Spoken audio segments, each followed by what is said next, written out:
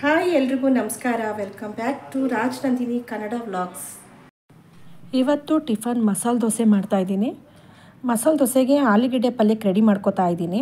ಈರುಳ್ಳಿನ ಉದ್ದುದ್ದಕ್ಕೆ ಹೆಚ್ಚಿ ಜಾಸ್ತಿ ಹಾಕ್ಕೊಂಡು ಫ್ರೈ ಮಾಡ್ಕೋತಾ ಇದ್ದೀನಿ. ಆ್ಯಸ್ ಯೂಶ್ವಲ್ ಮಾಮೂಲಿ ಎಲ್ಲರೂ ಹೆಂಗೆ ಮಾಡ್ತಾರೋ ಹಾಗೆ ನಾನು ಕೂಡ ಆಲೂಗಡ್ಡೆ ಪಲ್ಯನ ರೆಡಿ ಮಾಡಿ ಇಟ್ಕೊಂಡೆ.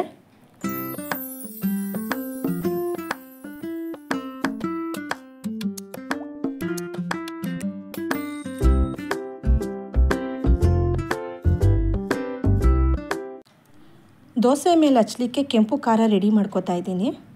ಒಂದು ಪುಟಾಣಿ ಜಾರ್ಗೆ ಕರಿಬೇವು, ಈರುಳ್ಳಿ, ಟೊಮೊಟೊ, ಬೆಳ್ಳುಳ್ಳಿ, ಸ್ವಲ್ಪ ಜೀರಿಗೆ, ಕೊತ್ತಂಬರಿ ಸೊಪ್ಪು, ರುಚಿಗೆ ತಕ್ಕಷ್ಟು ಉಪ್ಪು, ಬ್ಯಾಡಗೆ ಮೆಣಸಿನ್ಕಾಯಿನ 1 ಅವರ್ ಮುಂಚೆ ಬಿಸಿನೀರಲ್ಲಿ ನೆನೆಸಿಟ್ಕೊಂಡಿದ್ದೆ. ಅದು ಮೆತ್ತಗಾಗಿರುತ್ತೆ.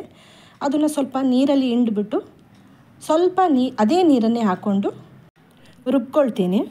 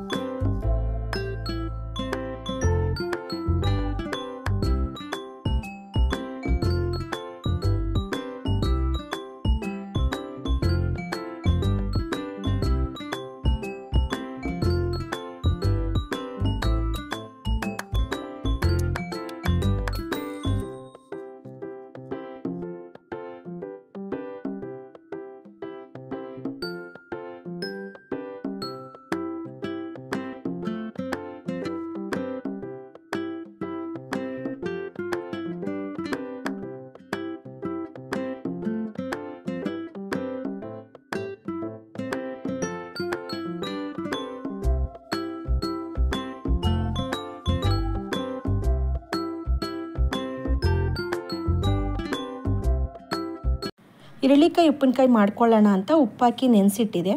ಅದಕ್ಕೆ ಮಸಾಲೆ ರೆಡಿ ಮಾಡ್ಕೊತಾ ಇದ್ದೀನಿ. ಫಸ್ಟು ಎಣ್ಣೆನ ಬಿಸಿ ಮಾಡಿ ಇಟ್ಕೊತಾ ಇದ್ದೀನಿ. ಇನ್ನೊಂದು ಬಾಣಲಿಲಿ ಸ್ವಲ್ಪ ಸಾಸಿವೆ, ಮೆಂತ್ಯನ ಹುರ್ಕೊತಾ ಇದ್ದೀನಿ. ಇದನ್ನು ಒಂದು ಸಣ್ಣ ಜಾರ್ಗೆ ಹಾಕ್ಕೊಂಡು ಅದ್ರ ಜೊತೆಗೆ ಚಿಲ್ಲಿ ಪೌಡ್ರ್ ಹಾಕೋತಾ ಇದ್ದೀನಿ. ನಮಗೆ ಖಾರ ಎಷ್ಟು ಬೇಕು ನಾವು ಉಪ್ಪಿನಕಾಯಿಗೆ ಅಷ್ಟು ನೋಡಿಕೊಂಡು ಹಾಕೋತಾ ಇದ್ದೀನಿ. ಇದು ಮನೇಲೇ ಮಾಡಿರುವಂಥ ಚಿಲ್ಲಿ ಪೌಡ್ರು. ಅದಕ್ಕೊಂದು ಅರ್ಧ ಸ್ಪೂನ್ ಜೀರಿಗೆ, ಬೆಳ್ಳುಳ್ಳಿ ಇಷ್ಟೂ ನೀರು ಹಾಕಳ್ದಿರ ರುಬ್ಕೊಂಡೆ. ನೀರು ಹಾಕೋ ರುಬ್ಕೋಬೇಕಂದ್ರೆ ಈರುಳ್ಳಿಕಾಯಿಲೆ ನೀರು ಬಿಟ್ಟಿರುತ್ತಲ್ಲ ಅದನ್ನೇ ಹಾಕ್ಕೊಂಡು ರುಬ್ಕೋಬೇಕು. ಎಣ್ಣೆ ಎಲ್ಲ ಆರಾದಮೇಲೆ ಅದ್ರ ಮೇಲ್ಗಡೆ ಹಾಕಿ ಚೆನ್ನಾಗಿ ಮಿಕ್ಸ್ ಮಾಡ್ತಾಯಿದ್ದೀನಿ. ಮಿಕ್ಸ್ ಮಾಡುವಾಗ ಮಸಾಲೆ ಕಮ್ಮಿ ಅಂತ ಅನಿಸುತ್ತೆ. 2 ದಿನ ಆದಮೇಲೆ ಮಸಾಲೆ ಎಲ್ಲ ಚೆನ್ನಾಗಿ ಉಪ್ಪಿನಕಾಯಿಗೆ ಹೊಂದ್ಕೊಂಡಾದ್ಮೇಲೆ ಕರೆಕ್ಟಾಗಿ ಆಗಿರುತ್ತೆ. ಮನೇಲಿ ಮಸಾಲೆ ಪುಡಿಗಳು ಖಾಲಿಯಾಗಿತ್ತು, ಮಾಡ್ಕೊಳ್ಳೋಣ ಅಂತ ರೆಡಿ ಮಾಡ್ಕೋತಾ ಇದ್ದೀನಿ. ಧನಿಯಾ ಪುಡಿ ಮಾಡ್ಕೋತಾ ಇದ್ದೀನಿ ನಾನು. ಧನಿಯಾ ಪುಡಿ, ಕರಿಬೇವು, ಸ್ವಲ್ಪ ಅರಿಶಿಣನ ಹುರ್ಕೊಂಡು ಅದನ್ನು ಪುಡಿ ಮಾಡ್ಕೋತಾ ಇದ್ದೀನಿ. ನೆಕ್ಸ್ಟು ಬಿರಿಯಾನಿ ಮಸಾಲ ಅಥವಾ ಗರಂ ಮಸಾಲ ಎರಡೂ ಕೂಡ ಆಗುತ್ತೆ. ಇದಕ್ಕೆ ನಾನು ಧನಿಯಾ, ಚಕ್ಕೆ, ಲವಂಗ, ಕಪ್ಪು ಏಲಕ್ಕಿ, ಹಸಿರು ಏಲಕ್ಕಿ, ಸೋಂಪು ಕಾಳು, ಮೆಣಸು, ಜೀರಿಗೆ, ಪಲಾವ್ ಎಲೆ, ಜಾವಿತ್ರಿ ಪತ್ರೆ, ಅನಾನಸ್ ಹೂವು, ಧನಿಯಾ, ಜೀರಿಗೆ, ಮೆಣಸು, ಮರಾಠಿ ಮೊಗ್ಗು ಇದನ್ನೆಲ್ಲನೂ ತಗೊಂಡು ಸಣ್ಣ ಊರಿನಲ್ಲಿ ಹುರ್ಕೊತಾ ಇದ್ದೀನಿ. ಇದ್ರ ಜೊತೆಗೆ ಬ್ಯಾಡಗೆ ಮೆಣಸಿನ್ಕಾಯಿ ಮತ್ತು ಗುಂಟೂರು ಮೆಣಸಿನ್ಕಾಯಿನ ಹಾಕ್ಕೊಂಡು ಇದನ್ನು ಕೂಡ ಹುರ್ಕೊತಾ ಇದ್ದೀನಿ. ಸಣ್ಣ ಊರಿನಲ್ಲೇ ಹುರ್ಕೊಬೇಕು. ಇದನ್ನು ಈ ರೀತಿ ಪೌಡ್ರ್ ಮಾಡಿ ಮಡಿಕೊಂಡ್ರೆ ತುಂಬ ಚೆನ್ನಾಗಿರುತ್ತೆ. ಬಿರಿಯಾನಿಗಾಗಲಿ, ಪಲಾವ್ಗಾಗಲಿ ಅಥವಾ ಗ್ರೇವಿಗಳಿಗಾಗಲಿ ಅರ್ಧ ಸ್ಪೂನ್ ಹಾಕಿದ್ರೆ ಸಾಕು, ತುಂಬ ಚೆನ್ನಾಗಿ ಟೇಸ್ಟಾಗಿ ಆಗುತ್ತೆ. ನನ್ನ ಮನೇಲಿನೇ ಚಿಲ್ಲಿ ಪೌಡ್ರು, ಧನಿಯಾ ಪೌಡ್ರು, ಬಿರಿಯಾನಿ ಮಸಾಲ, ಪುಳಿಯೋಗರೆ ಪುಡಿ ಇದನ್ನೆಲ್ಲ ನಾನು ಮನೇಲೇ ಜಾಸ್ತಿ ಮಾಡ್ಕೋತೀನಿ. ಬಿರಿಯಾನಿ ಮಸಾಲ ಆಯಿತು, ಪುಳಿಯೋಗರೆ ಪುಡಿ ಮಾಡ್ಕೋತಾ ಇದ್ದೀನಿ. 4 ಸ್ಪೂನ್ ಕಡಲೆಬೇಳೆ, 2 ಸ್ಪೂನ್ ಉದ್ದಿನಬೇಳೆ, 4 ಸ್ಪೂನ್ ಧನಿಯಾ, ಮೆಣಸು ಸ್ವಲ್ಪ, ಒಂದು ಅರ್ಧ ಸ್ಪೂನಷ್ಟು ಸಾಸಿವೆ, ಒಂದು 1/4 ಸ್ಪೂನಷ್ಟು ಮೆಂತ್ಯ ಕಾಳು, 1.5 ಸ್ಪೂನಷ್ಟು ಜೀರಿಗೆ, ಒಂದೇ ಲವಂಗ, ಒಂದೇ ಚಕ್ಕೆ, ಒಂದೇ ಏಲಕ್ಕಿ ಹಾಕ್ಕೊಂಡಿದ್ದೀನಿ. ಕರಿಬೇವಿನ ಸೊಪ್ಪು ಇಷ್ಟನ್ನು ಹಾಕ್ಕೊಂಡು ಸಣ್ಣೂರಿನಲ್ಲಿ ಫ್ರೈ ಮಾಡ್ಕೊತಾ ಇದ್ದೀನಿ.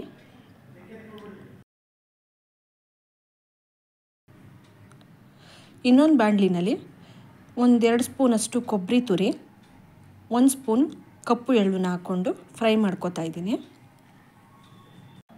ಬ್ಯಾಡಗೆ ಮೆಣಸಿನ್ಕಾಯಿ ಹುರ್ಕೊತಾ ಇದ್ದೀನಿ. ಫಸ್ಟು ಬ್ಯಾಡಗೆ ಮೆಣಸಿನ್ಕಾಯಿನ ಜಾರಲ್ಲಿ ಪುಡಿ ಮಾಡ್ಕೊತೀನಿ.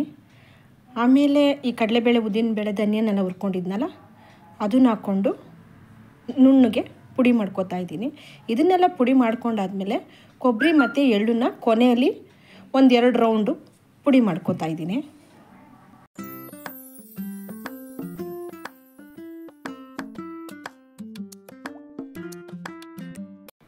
ಪುಳಿಯೋಗರೆ ಗೊಜ್ಜು ಮಾಡೋದಕ್ಕೆ ರೆಡಿ ಮಾಡ್ಕೊತಾ ಇದ್ದೀನಿ. ಬಾಣಲಿಲಿ ಎಣ್ಣೆ, ಸಾಸಿವೆ, ಕಡಲೆಬೇಳೆ, ಕಡಲೆಬೀಜ, ಉದ್ದಿನಬೇಳೆ, ಸ್ವಲ್ಪ ಇಂಗು, ಕರಿಬೇವು ಇಷ್ಟನ್ನು ಹಾಕ್ಕೊಂಡು ಫ್ರೈ ಮಾಡ್ಕೊತಾ ಇದ್ದೀನಿ. ಹುಣಸೆ ಹುಳಿನ ಹಾಕೋತಾ ಇದ್ದೀನಿ. ಇದು ಚೆನ್ನಾಗಿ ಕುದೀತಿರುವಾಗ 3-4 ಸ್ಪೂನು ಪುಳಿಯೋಗರೆ ಪುಡಿ ಹಾಕೋತಾ ಇದ್ದೀನಿ. ಚೆನ್ನಾಗಿ ಮಿಕ್ಸ್ ಮಾಡಿಕೊಂಡು ಅದಕ್ಕೊಂದು ಸ್ವಲ್ಪ ಬೆಲ್ಲ, ನಿಮಗಿಷ್ಟ ಆದರೆ ಬೆಲ್ಲ ಹಾಕ್ಕೋಬೋದು, ಇಲ್ಲಾಂದರೆ ಬೇಡ. ರುಚಿಗೆ ತಕ್ಕಷ್ಟು ಉಪ್ಪು, ಕೊಬ್ಬರಿ ತುರಿ ಹಾಕ್ಕೊಂಡು ಚೆನ್ನಾಗಿ ಮಿಕ್ಸ್ ಮಾಡ್ತಾಯಿದ್ದೀನಿ. ಇದು ಎಣ್ಣೆ ಮೇಲೆ ತೇಲ್ ಬರೋವರೆಗೂ ಮಾಡಿಕೊಂಡ್ರೆ ಸಾಕು. ಈ ಥರ ಎಣ್ಣೆ ತೇಲ್ ಬಂದರೆ ರೆಡಿ ಆಯಿತು ಅಂತ ಅರ್ಥ.